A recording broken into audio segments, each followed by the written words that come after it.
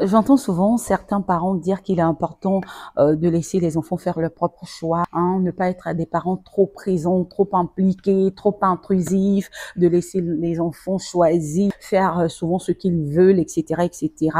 Je suis venue aujourd'hui nous partager trois choses à faire justement pour aider nos enfants à être de meilleures versions d'eux-mêmes et mieux les aider à réussir. La liste n'est pas exhaustive, mais je t'assure que ça va te faire du bien. Surtout, reste jusqu'à la fin parce que la troisième chose est très, très importante. Viens que je t'explique. Alors, la première chose à faire est d'éduquer l'enfant selon les lois du Seigneur, selon la religion. Tu peux être musulman, tu peux être chrétien. Moi, je suis chrétienne et je te conseillerais bien évidemment d'éduquer les enfants, d'éduquer tes enfants selon ce que la Bible nous recommande. La Bible dit, éduque l'enfant selon les lois du Seigneur et quand il sera grand, il ne s'en détournera pas.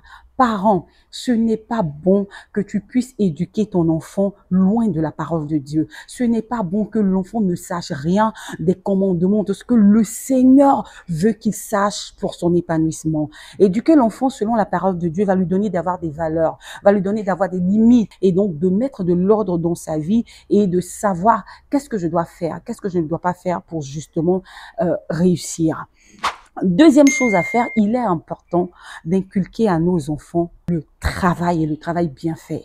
Il faut, en tant que parents, de plus en plus, quel que soit notre boulot, quel que soit ce que le Seigneur nous a permis d'avoir, montrer à nos enfants que rien ne s'obtient dans la vie là facilement. Il faut travailler, il faut du courage, il faut de l'abnégation, il faut de la résilience. Ce sont des valeurs, mais à inculquer, à partager à nos enfants. Bien souvent, quand Dieu nous donne la grâce d'être des parents un peu aisés, des parents qui arrivent quand même à manger, à prendre soin de nous, on a l'impression que nos enfants pensent que tout vient du ciel. Non, il faut éduquer l'enfant, mais souvent durement, lui montrer que seul le travail paye et donc il doit travailler. Et puis, dernière chose, il est important d'être des parents intrusifs. Oui, cette histoire de dire non, laisse l'enfant décider, non, il faut laisser l'enfant avoir son intimité. Quelle intimité? À partir du moment où l'enfant vit chez toi, maman, papa, il faut chercher à savoir tout ce qu'il fait. Il faut fouiller, il faut regarder dans sa chambre, il faut regarder dans son sac, il faut observer l'enfant. Combien de parents